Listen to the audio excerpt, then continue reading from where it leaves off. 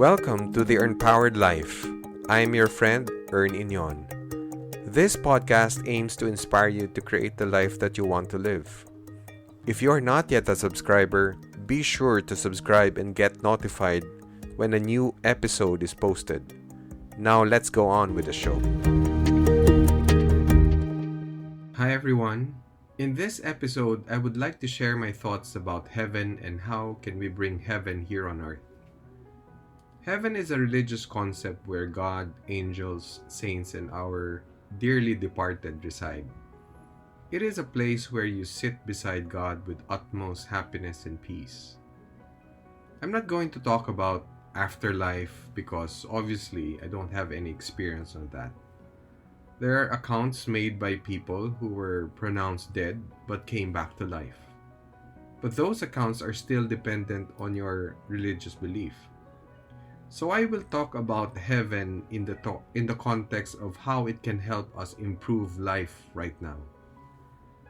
Many people believe that heaven is a place with utmost peace and happiness, and the only way to get there is through dying. Many times we use the word place to mean state, like when we see somebody meditating, we hear people say he is in a place of Zen. But many can't pick it up and oftentimes misconstrue that as a physical place. I believe heaven is a state or condition and not a real place. I have two reasons why I believe as such. Now, the first one is, if it is the ultimate place of happiness, so what are we waiting for? What's the point of living? To do good things because when we die, we will be judged if we are worthy to come in? If this is true, why do we need to think we need to do something to be worthy of His love? Isn't it God loved us first without any condition? So why are we insisting that we are not worthy? We do good things, we go out there to love because that is who we are, not to earn a seat of worthiness. Why do I believe this? Because when we were born, our parents loved us. Your mother was willing to die for you without you doing anything. So for those of you who are parents, isn't it this is true? Your son or daughter, when they were babies, they didn't do anything except to cry, sleep, and poop. When they poop at first, we even rejoiced over it. Oh, she pooped. It's crazy. Later, you weren't rejoicing when your child got older. You love them first. You kids don't need to do anything to earn your love. Many people who experience rejection early in life tend to view themselves as unworthy. When a person feels unworthy, she does many things. People do plastic surgery and fix their noses and breasts, liposuction, buy expensive clothes and cars, even though they hardly can afford it, climb the social ladder only to feel worthy. Even if you did all the external adjustments, you still feel unworthy because the problem is not external, it is internal. I am sad for those who are caught in this web of deception. It is a horrible way to live. The second one is believing heaven to be a place of ultimate happiness and peace where only the dead could go makes life here on earth just a place of suffering. We are making a disparity between two places. Well, when you die, you will definitely achieve absolute peace. But I don't think you achieve happiness because happiness is an emotional state. When you die, your emotional faculty also ceases. Pain and suffering are distinct experiences. Pain refers to the physical discomfort we experience, while suffering refers to the mental discomfort. We are bound to experience pain in this lifetime because we are trapped in our physical bodies that deteriorate over time. We can prolong it, but we cannot stop it from aging. Well, at least for now. Suffering is different. It is a choice. Of course, we experience grief, sadness, and loneliness sometimes, but we also experience happiness and bliss. Life is just a mixture of all these experiences. To grieve, to feel sad, to cry doesn't mean you are weak. Some people suppress these feelings. It's okay. It only means that you are human. It's been 1.5 years since my brother died, and there are moments that I just cry because I still miss my brother. We believe life is full of suffering because of number one. We believe we are unworthy.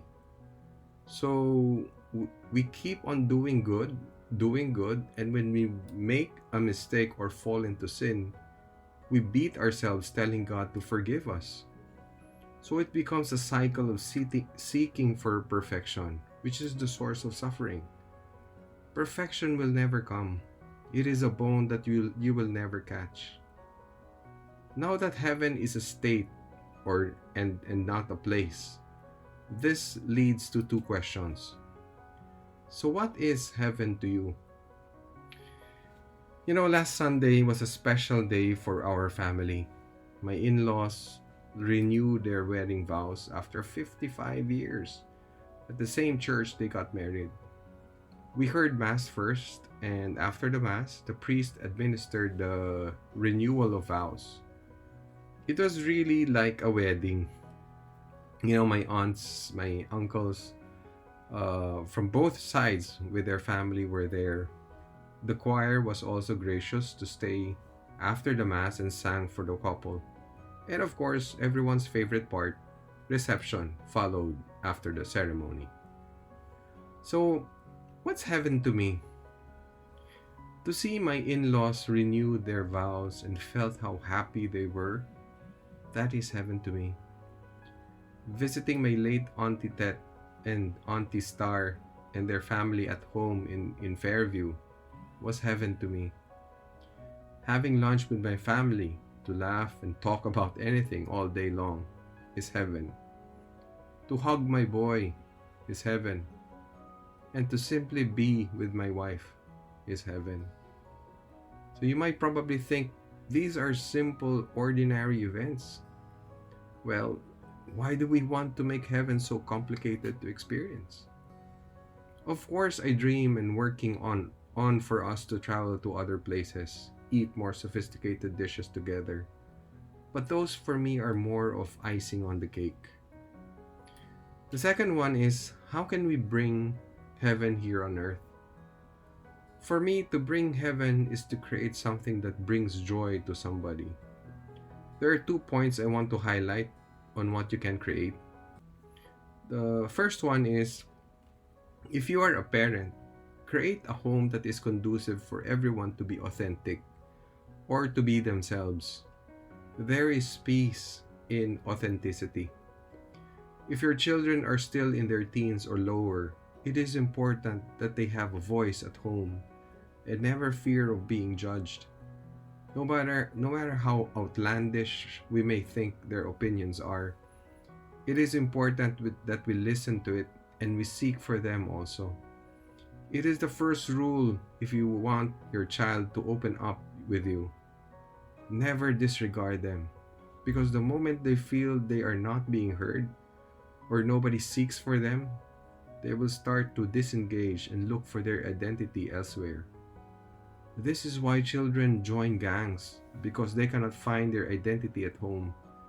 They will start shutting down and will never open up to you. They will see home as hell and they can't wait to leave home.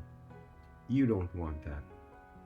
Create your home to be the safest place for your family and strive also to be a safe person. So what do I mean by a safe person? That you are approachable and people can confide with you without the fear of being judged. I can see that in my wife. So many people find her to be a safe person. From our clients to colleagues to family. Our house is small, but it has been a home to so many people, from our family to therapists undergoing personal issues in life. We're just honored and privileged to earn their trust. Whatever your job is, you bring joy to people every time you do your best. And this is the second part. Every time you give your best, you give them a piece of you. That peace is kept in the hearts of those who experience the joy you brought to them. If you are a chef, you bring joy to people when you use quality ingredients in superb cooking. You don't use substandard ingredients or haphazard cooking. You don't bring joy through deception. If you are a teacher, you bring heaven when you think and execute the best activity possible that will help your students learn the most. If you are in politics, don't be corrupt. You bring heaven by serving the public honestly and with integrity. And of course, you bring heaven to people by just doing simple acts of kindness. My wife and her sister Chi essentially organized the whole Renewal of Vows event, from calling the parish to reserving for the reception. They thought of everything except for the wedding cake. That's where Tito Larry came in. When he came to Jerry's where the reception was, he brought the cake with him. Tito Larry was and is always like that, a reliable, always mindful of the situation, and offers help that makes a difference. His presence and the wedding cake brought heaven to all of us. My sisters-in-law, Jing and Ate Bing, couldn't come because they were both in Bicol and in the US. Before the ceremony started, my wife turned on the video chat so that Jing and Ate Bing can witness the event. It made them feel they were part of it. A simple act of thoughtfulness that brought heaven to Jing and Ate Bing. My brother-in-law Daryl is a creative genius. One of his projects, the client paid him gift certificates to Jerry's instead of cash. Well, he could easily sell the GCs to a smaller amount and buy his favorite road bike. But after learning we needed to have a reception after the ceremony, he donated all of his gift certificates that paid more than half the bill. An act of generosity that brought heaven to us all. Ate Bing and her husband Alan are scheduled to go to Canada mid this year for vacation. After knowing how it means for Ate Bing to go home and be with her family, Alan gladly canceled their trip to Canada and booked their flight to Manila this July. Letting go of your preference to accommodate the desire of your wife brought joy and tears to everyone in the family. So ask yourself these questions. What does heaven mean to you?